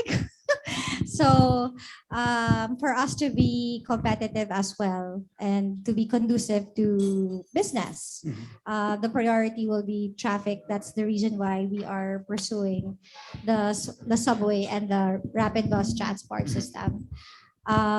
We are currently talking to a foreign company for another PPP. Kahit mayaman kami, kuripot po ako, ayoko po maglabas ng pera. So in fact, yung connectivity namin, our fiber is a PPP. Our Makati Zen card is a PPP. Our hospital is a PPP. So it doesn't mean that you're rich, that you will not open yourself to other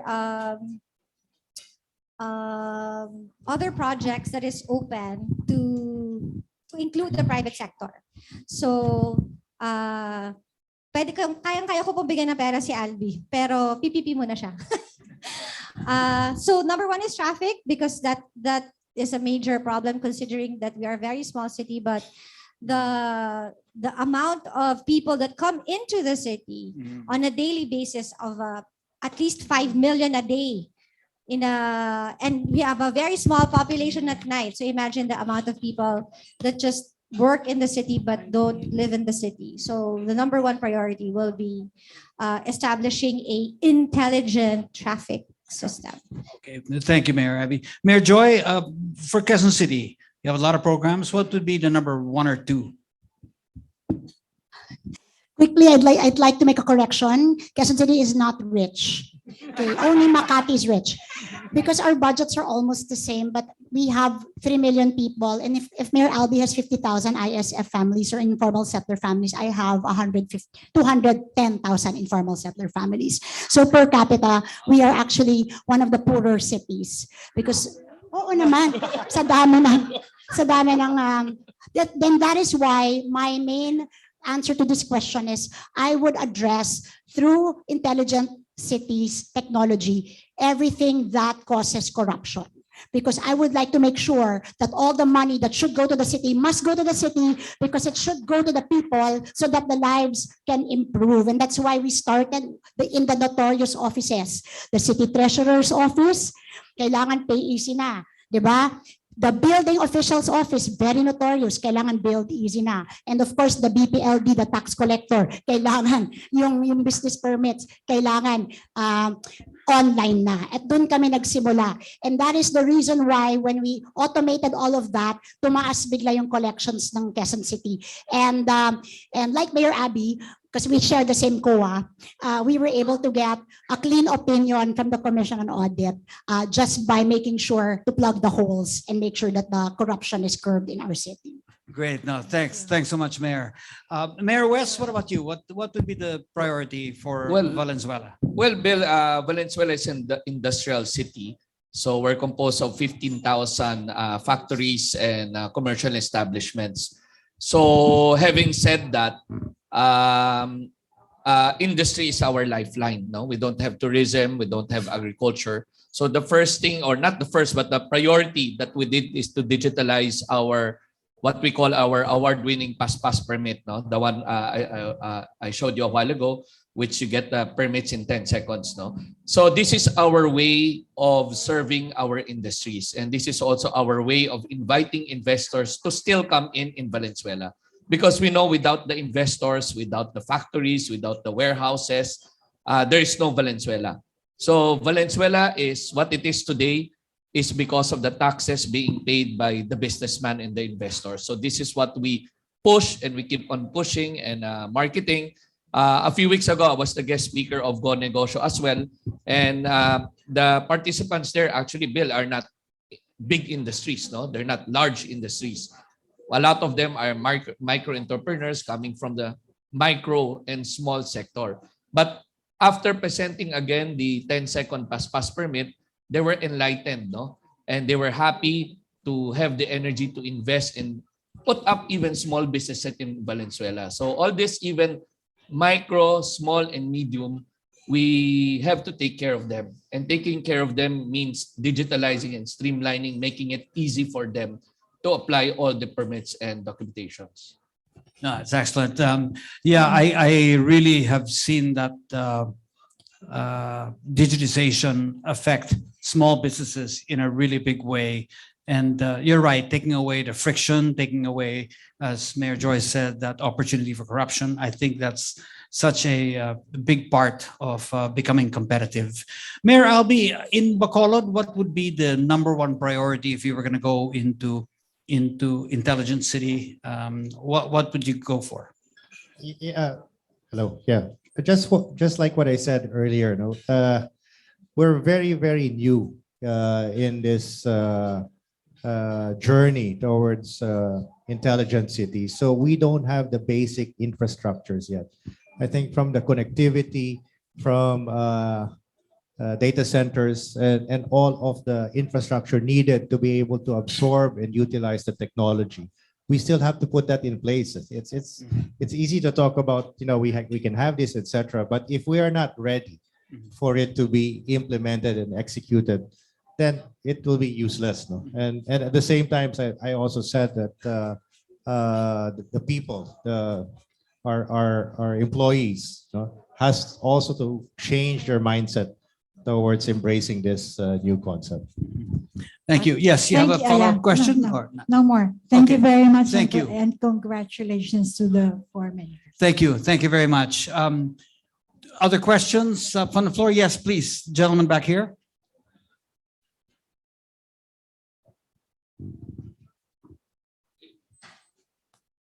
Hi, I'm Troy Spilapil. I'm one of the co-founders and CEO of CareGo Health Suite. So we are a health tech startup, and actually I would like to ask, in the incoming health devolution, the rise of intelligent cities is very timely and very important. So with this, I'd like to ask two questions. So how do you address these kinds of differences in budgets, for example, as what Mayor Albia said, and how open would be LGUs to working with startups who are properly vetted by the government?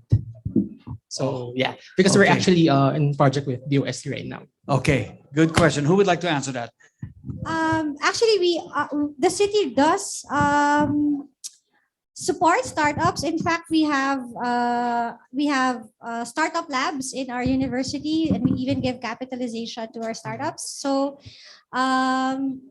we're very, very open to if you have a proposal, you don't have to have as long as your product fits into our priorities, and it can, kasi diba minsan yung info, I'm very particular with when it comes to companies that pitch their product, because sometimes it's not an open source.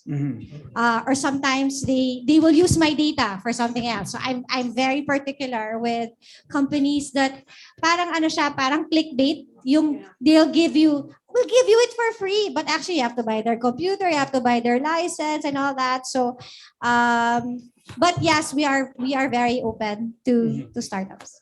Okay, so what you're saying, Mayor, is and maybe the other mayors can mention this, you're open to procuring a service from startups. Okay. Now, the method of procurement, do they have to go through standard bidding rules, or can you procure the service via subscription? I guess it really depends, Or because PPP? of course it has to comply with the procurement laws. I'm actually allergic to negotiated bids, so we prefer going through the whole process of the whole procurement process, because they can't really say that it's an original idea that no one else can compete with. So best, again, for our COA to be very happy, we prefer to do it the usual procurement process way. Have you had experience pitching a service to a city? Yeah, actually, we sent a letter to Makati. Okay. But, I think it's not yet one of the priorities. Actually, I think Health? this is not here. You said it's health, right? Yeah. Which one? Okay. Sorry, which one? Because I read all my letters. Which one? Yeah, CareGo Health Suite. So actually, our What value are you proposition. What's the name of the What company? are It's a you- health. Yes, it's a Health health tech startup. service. What are you pitching? So what we're pitching is we're trying to increase the income of health facilities through the support, because there will be a reduction in the budget from the national government because of the universal healthcare law. So what we're proposing is trying to increase the support received from financial reimbursements through our services. And that's one of our value propositions. PhilHealth. Yeah. Okay. Okay. But kasi di ba PhilHealth, meron siyang accredited. Yeah. Yeah. Regarding that, we're partnering actually with the University of the Philippines, Manila. Yeah. So they would be the ones to handle it. And then we're actually trying to connect the two systems. Because usually the usual problem is the collection with PhilHealth. Mhm. And what PhilHealth does is, in a way, push a certain accredited provider for you to be able to expedite or make it easier to collect, from the e-claims. So if you can provide and it is accredited by PhilHealth, then it shouldn't be, and it's probably cheaper and competitive, then why not? Kami okay. Mayor Albi, you're Kami okay. okay. You're okay to that, right? One of the biggest concern of hospitals is collection from PhilHealth. Yeah. So, and if you look at it, 70% of collection that are actually being returned to hospital because of incomplete requirements or something, et cetera. So if that can be automated, and if you can find a solution to assist the hospitals in reducing the return to hospitals, we'll be very, very interested. Okay. Definitely send a proposal. Thank you for that, Mayor Albi. Okay.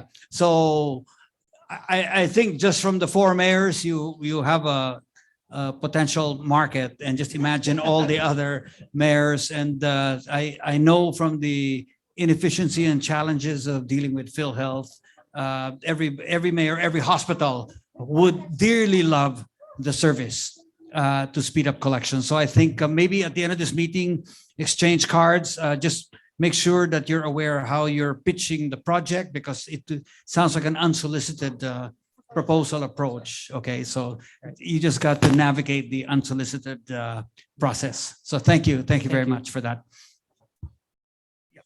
Yes, please. Hello po, ma'am and sirs. I'm Mr. Philip Cristobal. I'm currently a consultant for business transformation from different companies. At the same time, I'm teaching at the Graduate School of Polytechnic University of the Philippines and UARM. Ma'am, my question to all the mayors here is, when I saw your presentation, I was trying to look at your programs for educational development, on how you can actually relate that to the intelligent cities. I'm sorry, because my advocacy is education. I'm teaching at graduate school at PUP. Most of the students are not that well off. And one of the limitations that they have is, of course, the budgetary constraints. For Bacolod, Mayor Albi, what is your plan, sir, or Mr. Mayor, for increasing the educational capabilities of your city? And for the other mayors who had more budget as compared to Bacolod, what have you been doing to ensure that the youth, specifically on the educational aspect, will be the beneficiaries of these intelligent cities? Thank you po. Okay, thank you, Mayor Albi. Yes, And then I'll go to Mayor West. we were just talking about this a couple of days ago, and we've instructed our the principals and school heads to explore the idea of converting classrooms into intelligent classrooms, meaning we will put in more interactive devices such as smart TVs or some sort of interactive TV, where the medium of instruction is not based only on lecture. One of the weaknesses of our educational system is it's all lecture-based. And if you have a very poor teacher, then you will have also poor students.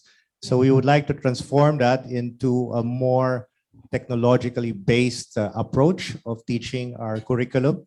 And that's why we would like to use some of these gadgets to be able to have interaction with the students.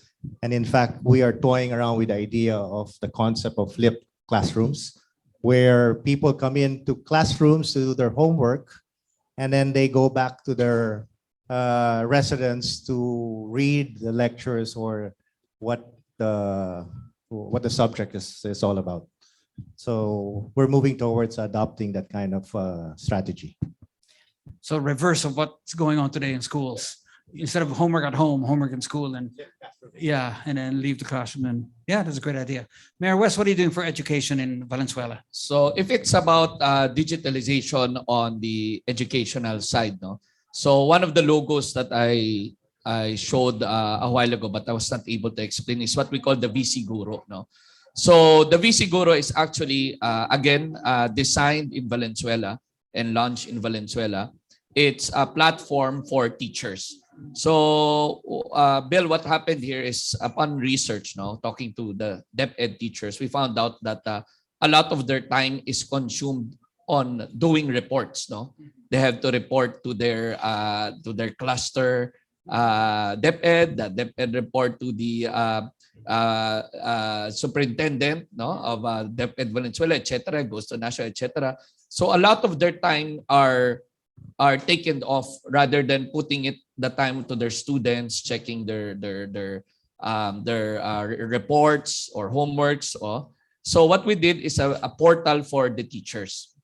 So not only, it's easy to say that I will buy laptops for everyone. All you need is money. But laptops are useless if there's no program inside.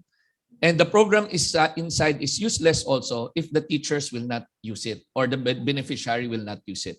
So what we did, we had intensive training of all the thousands of teachers in Valenzuela, equipped them with the hardware and equipped them with the software.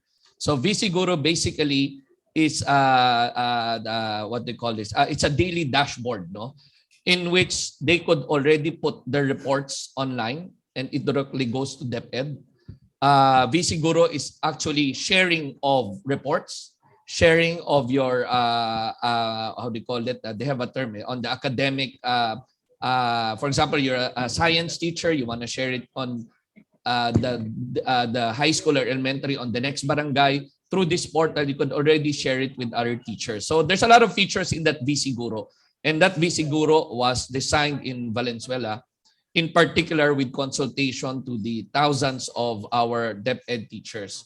So we've equipped them with this software, hardware, and equipped them with the training so that their life would be easier. And if life is easier for the teachers, it means more time for the students. And you know, a lot of the issues here is not only on the students, especially during the pandemic, but always remember that the victim of the pandemic actually is also the teachers, no? And the teachers are Valenzuelanos also, our constituents. So we made this special portal, the VC Guro, to make their sharing, networking with other teachers, and connecting all the schools, elementary and high schools in Valenzuela in one portal, and connecting it to the DepEd Valenzuela, to the DepEd NCR, and maybe, hopefully, the reporting will now be digitalized going to DepEd National. So, Mayor, that sounds like another project like .bot, no, which we hope a national agency will adopt and run it nationwide if it already works in Valenzuela. That'll be a great example. Mayor Joy, how about education? I mean, you've got a lot of people in Quezon City and presumably plenty of students and public schools. So what are we doing about education there? So I would like to throw the question back at Sir. What's your ano pong pangalan niyo, Sir, ulit? Philip, Sir Philip. Since you are an expert in the field, then I would like to ask you the question of what I should do. But first, what do I have? I have baseline data. And if we have baseline data, then we've solved half the problem. Correct? So we already know based on the baseline data that at least 6 years of learning loss, we have to recover. So the city has already partnered with the private sector to build up a fund called the Learning Recovery Fund, wherein it's a trust fund and we have funds in it. But we'd like to know from various experts in the field, especially yourself, sir, how you think we can address learning loss and address learning recovery given the baseline data that I have. I have data on moderate, medium, a lot for all my 400,000 children because we've done the studies necessary. So now we need to find the solution. So if you have solutions, sir, kindly pitch them forward for our consideration. Thank you, Mayor. I love how all our mayors here are so data intensive, I must say, number one, and so customer centric, number two. I think that's a great combination to have in mayors, and I think the cities are fortunate to have you as their leader. So I think, Philip, there's opportunity after this meeting for you to exchange cards with the mayor and offer your ideas using her baseline data. There are a lot more other questions, and now I really regret that we said we would finish at 5 because it's now a little after 5, but we need to close. In the future, maybe I need to plan more time around the socializing and the exchange and the social exchange of these meetings, because I think it's very different from what we've had. But we're happy to have had everybody here for the first hybrid session for this year, and this is a formula that we plan to continue throughout 2023, certainly, and probably into 2024. Let me just ask all the speakers to stay on stage, but let me invite Brody Sapnoon to join us. Brody is the OIC Deputy Executive Director for the League of Cities of the Philippines and has worked a lot with us for years. I'm sure all the mayors know Brody, and we're going to ask Brody to give us the closing remarks. Brody? Hi, good afternoon. It's past 5, so traffic naman na, so makinig na muna tayo. So, a pleasant afternoon to everyone. On behalf of the League of Cities of the Philippines, thank you for inviting us to this substantive exchange of ideas on the rise of intelligent cities and municipalities. The League recognizes the significant role and the potentials of advanced technologies in enabling LGUs to meet the growing demands and evolving issues of urbanization.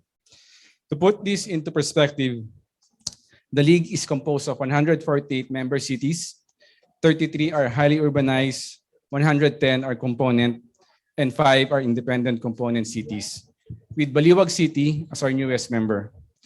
Cities are home to about 45 million Filipinos, or about 41% of the total Philippine population. And its land area spans to more than about 38,000 square kilometers, or just about 13% of the total land area of the country.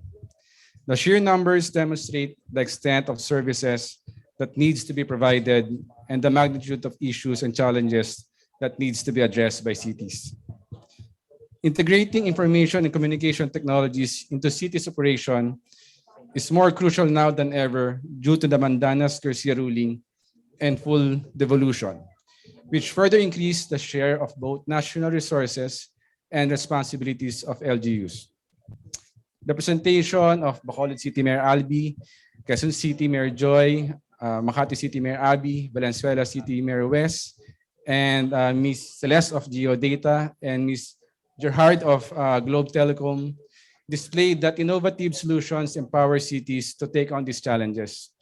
We have learned how technologies can help cities gather and analyze information to optimize resources and improve public service delivery.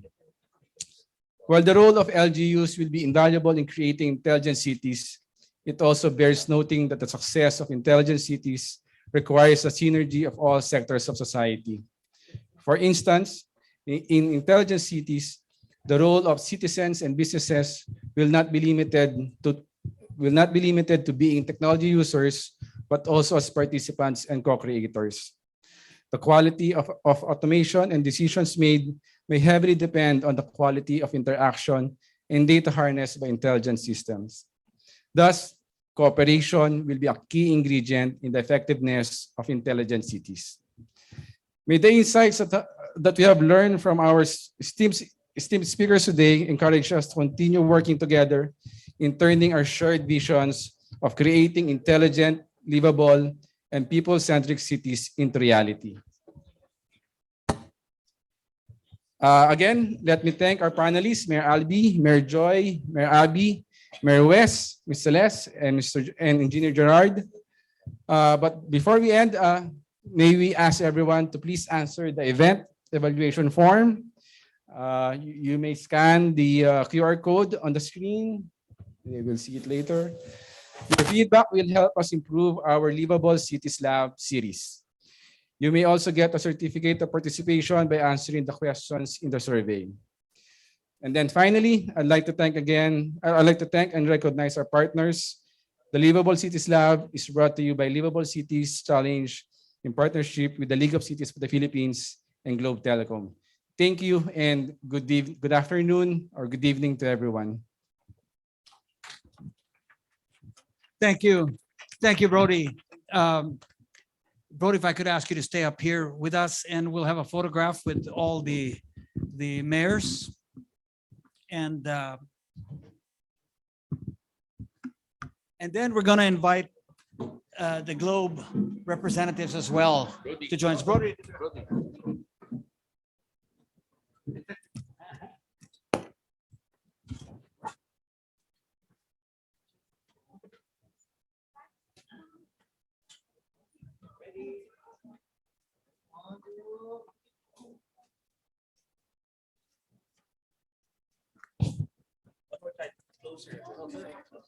Everybody, close your eyes. Thank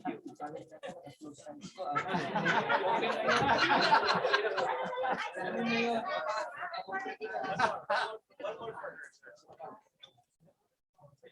Okay, wait. We'll ask all the speakers down on the main floor, and then the Globe guys up on the stage. I help you.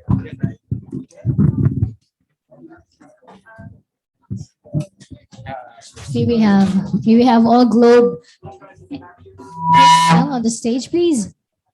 All Globe personnel on the stage, please. Thank you.